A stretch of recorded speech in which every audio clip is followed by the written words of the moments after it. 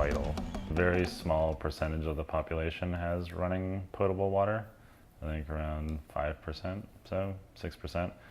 The rest of the population has to fetch water. So you see everywhere these ubiquitous yellow jerry containers.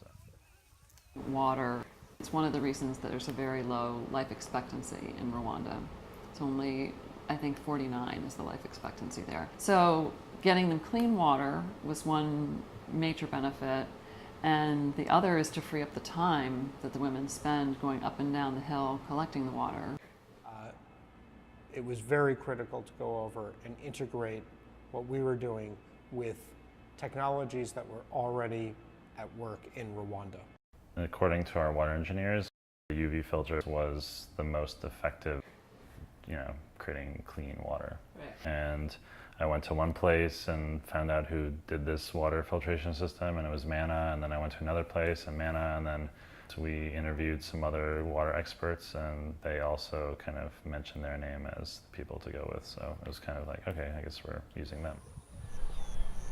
This is the research laboratory for Manna Energy Limited.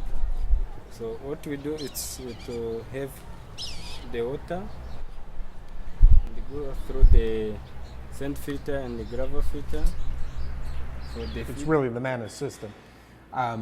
You first filter the water through a physical filter by putting it through sand and gravel.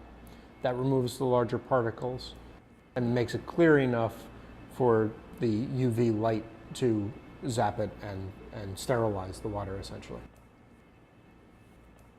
Obviously, we gotta capture and store as much rainwater as possible. Just the simple act of collecting water from a corrugated roof that could be enough to supply them with water for months at a time will have a huge impact on them. Hopefully it'll get to a point where we'll have a system that we can really send people home with, that they can use, that will include filtration.